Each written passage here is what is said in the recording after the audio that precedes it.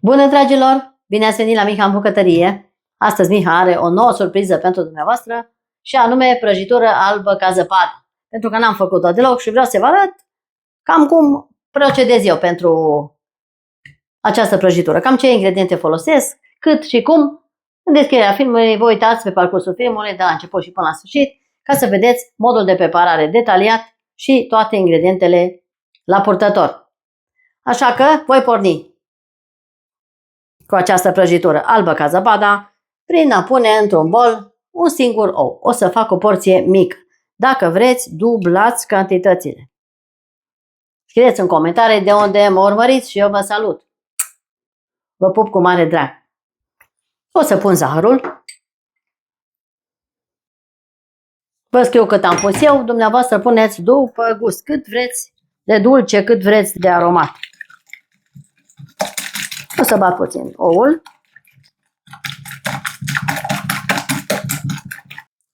O să adaug praf de sare, bineînțeles.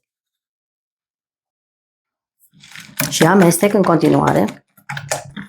Abonați-vă la canalul meu, Rețete Culinare cu Miha, pe YouTube sau comunitatea miha.de pe Facebook. Pentru rețete, una și una. Mulțumesc frumos! Dacă vă plac rețetele mele, bineînțeles, încercați-le. Și dacă ați făcut rețetele mele, puneți poză pe Facebook la comunitatea miha.de cu rețeta pe care ați făcut-o de la mine. Acum o să pun 50 de ml de lapte.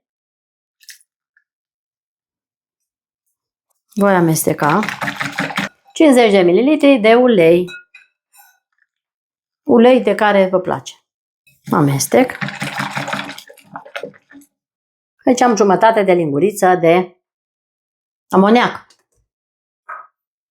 pe care o voi stinge cu jumătate de zeamă de lămâie, de la jumătate de lămâie. Amestec și torn peste compoziția din bol.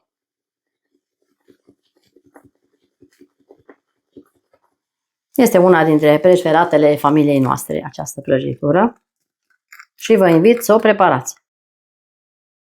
Amestec și o să adaug din făină. Câte puțin. Aici am în jur de 300 de grame, să văd cât îmi intră mie. Punem pe rând, nu punem totodată.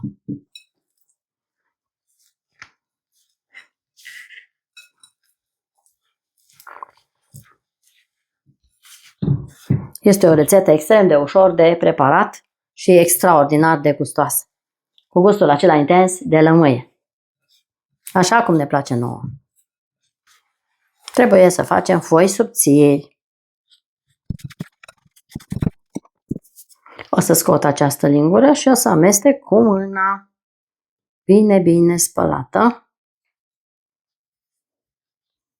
până fac un aluat exact așa cum îmi place mie. Perfect. Atâta făină adaug până când îmi iasă ceea ce doresc.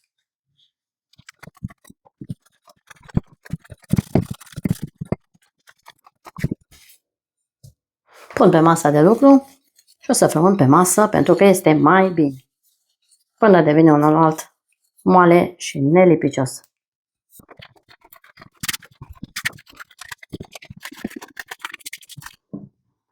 Mai pun puțină făină și incorporez foarte bine.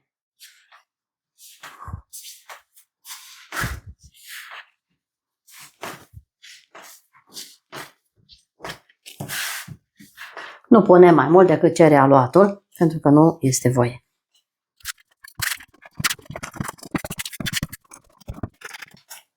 Aluatul meu este gata. Așa arată. Nu trebuie mai mult de atât. Este perfect. Perfect. Îl voi pune într-o pungă și voi da la rece pentru 10-20 de minute până când fac eu crema. Imediat o să fac crema. Avem nevoie de o cremă cu intens gust de lămâie. O punem la rece. Nu pentru mult timp. Ne vedem imediat. Acum, într-o oală foarte curată, o să pun la fiert lapte. Nu-l pun pe tot. O să pun și aici o parte să amestec cu făina. Pun o parte la fiert, să se fiarbă foarte bine.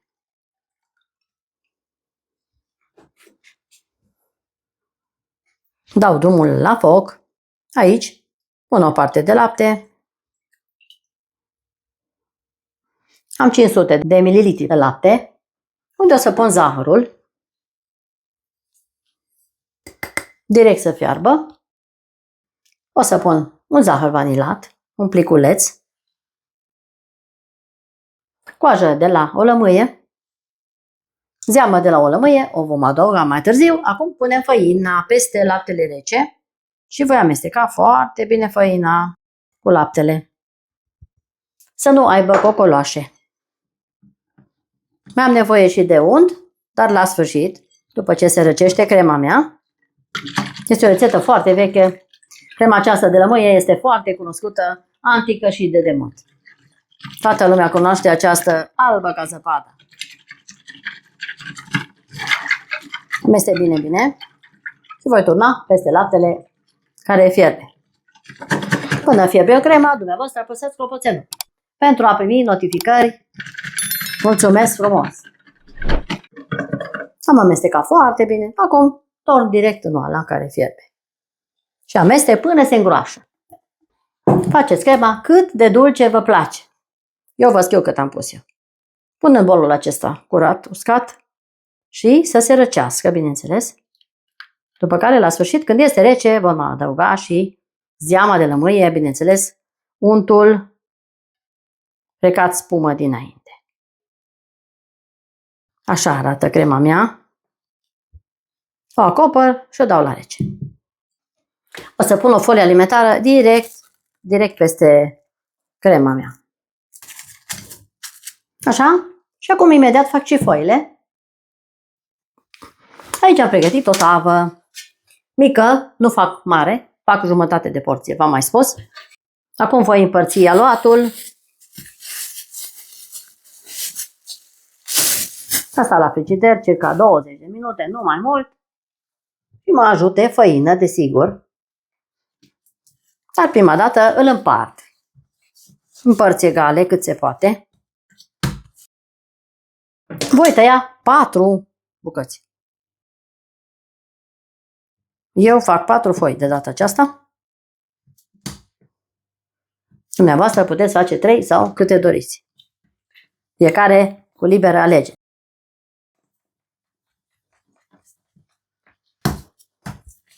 Facem biluțe. Și încep să întind imediat prima foaie. Așa, toate sunt pregătite. Tava este pregătită. O să pun hârtie de copt. Eu am tăiat-o în două pentru că îmi trebuie foarte puțin.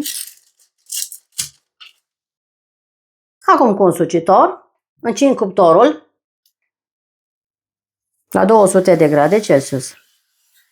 Și cu un sucitor pot să întind prima foaie.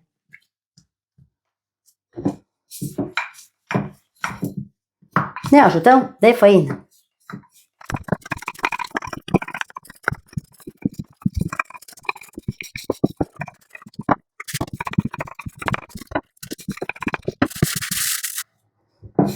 Am întins foaia mea, vedeți, este foarte subțire. Așa trebuie să fie. Nu trebuie să avem o prăjitură finuță și bună și veche, se face cu gust finuț. Nu exagerăm. Și pun pe această bucată de hârtie. Pun pe hârtie direct aici și întind până în capăt. Dacă mai este necesar, mai nivelăm puțin capeții. După cum vedeți, este o foaie perfectă. Eu o voi coace pe 200, pentru că este foarte bine și așa. Conțep cu o furculiță din loc în loc, pentru a nu se umfla la copt.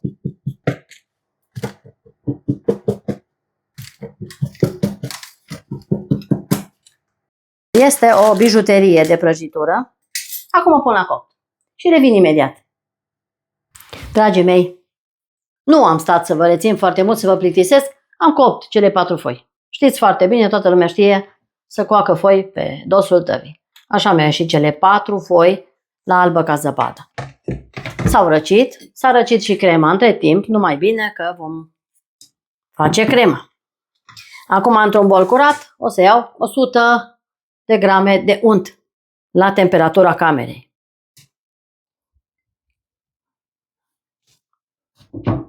Pe care îl voi mixa. O să-l fac spumă.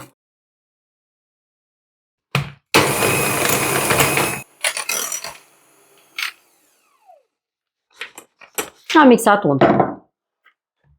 De data aceasta voi mixa crema. Iau folia deasupra și mixez foarte bine crema, după care o voi adăuga încet cu încetul în untul meu. Mixez și crema.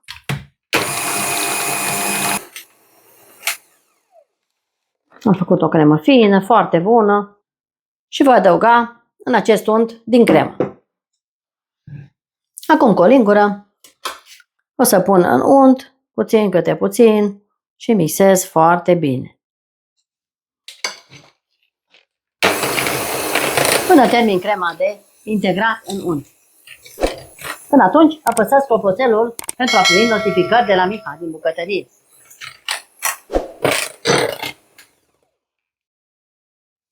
Mai adaug.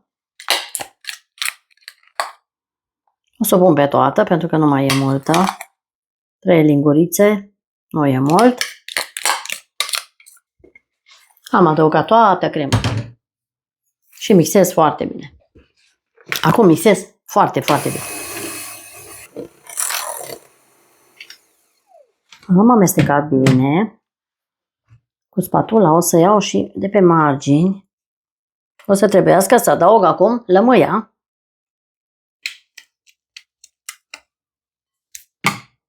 Pun și zeama de lămâie în această cremă, pentru că aceasta este piesa de rezistență a rețetei. Această lămâie. O pun toată odată. Și mixez la viteză mică. Crema mea este gata. Miroase extraordinar de frumos. Cea mai tare cremă de lămâie din lume. Aceasta este cea mai bună cremă de lămâie. Dacă n-ați încercat-o până acum, nu aveți decât să faceți rețeta mea de albă ca zăpada cu această minunată cremă de lămâie. No comment. Acum nu am decât să umplu aceste minunate foi. O să pun foile pe partea cealaltă.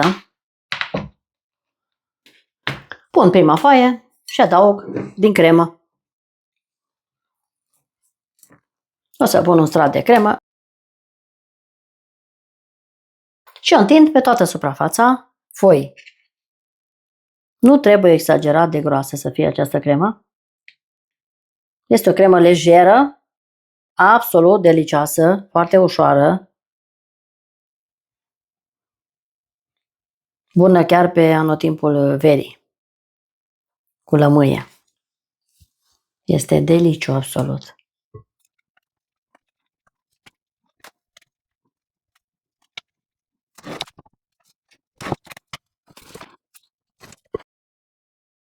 Acum o să pun a doua foaie.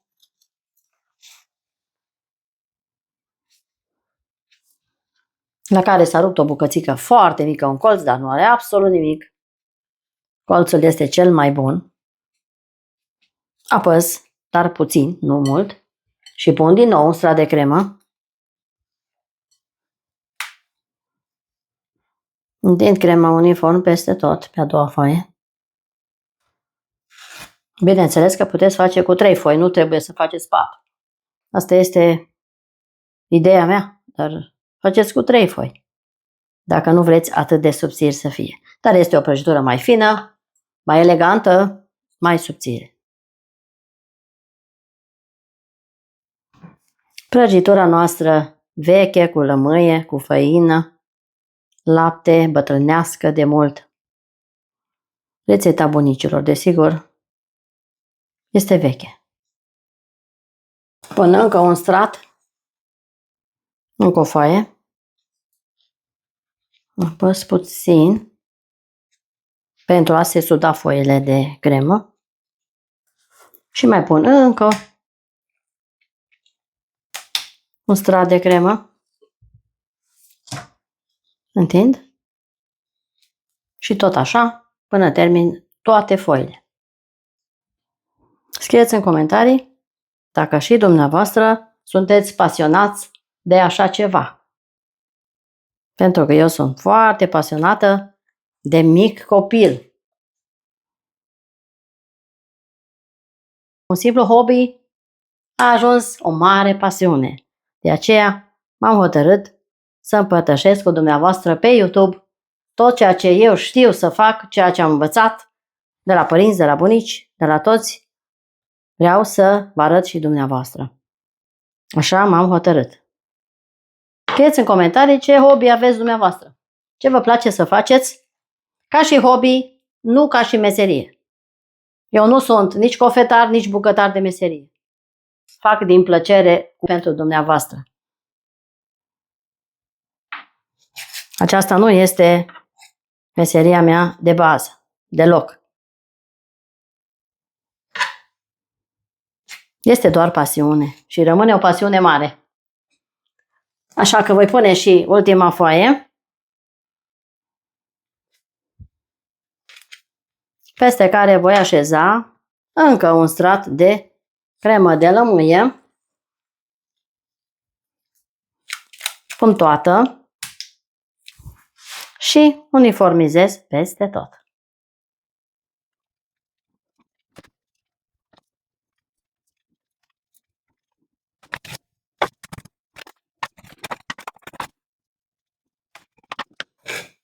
Albă ca zăpada este gata.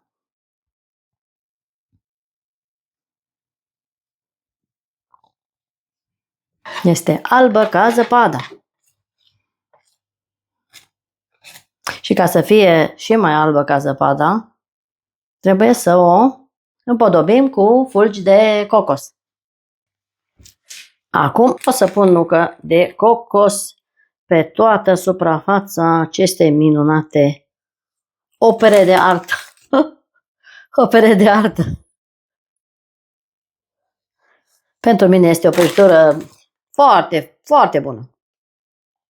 Chiar dacă unii o să zică că este demodată sau prăjitură antică și de demult, pentru mine rămâne number one. Adică bună, bună, bună. Bună rău. Bună rău prăjitura aceasta. Cum se zice pe la noi. Pe la noi prin Germania se zice așa, bună rău. Doamnelor și domnilor, aceasta este albă ca zăpada. O prăjitură de mare senzație. Am mutat-o pe un fund mai mic. Va trebui să o îmbrac în folie alimentară până se răcește complet. Până se moaie foile, până se înmoaie toate. Pentru că sunt 4 foi și durează până se înmoaie 4 foi. Așa că o învelesc foarte bine. Să nu-i fie frig la frigider. Așa, și încă o dată în sens invers. O să o pun aici și asta e tot. Perfect. O să pun o greutate deasupra. Trebuie o greutate să punem. Și este gata imediat de a fi savurată. În câteva ore o să fie gata de consumat. Așa arată pachetelul. Mică, dar mare ca și calitate. Ne vedem în curând și cu rezultatul final. Până atunci, la frigider. Ne vedem în curând. Rămâneți aproape. Bună, prietenii mei frumoși!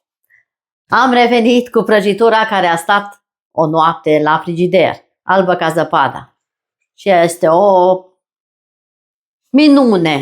minune de prăjitură. Uitați aici ce frumos este. Cu 4 foi am făcut eu, dacă vreți faceți cu 3. O să mai tai o felie să vedeți încă o dată cum arată în interior.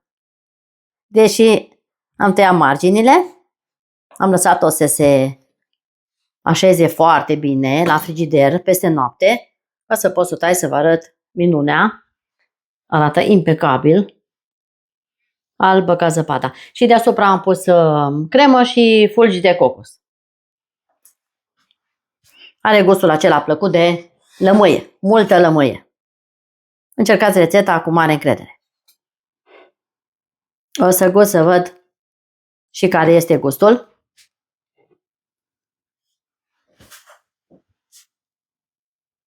Se taie foarte bine și este atât de bună, de senzație. Este atât de gustoasă, fenomenală această veche rețetă de pe timpul bunicilor, cu cremă de făină. Ce pot să zic? Rămâneți creativi, fiți creativi până la sfârșitul vieții și tot ce faceți, faceți cu dragoste și cu plăcere pentru cei dragi. Vă mulțumesc frumos că ați stat alături de mine până la finalul acestei rețete, albă ca zăpada perfectă. Până la un nou video, eu vă spun toate cele bune. La revedere!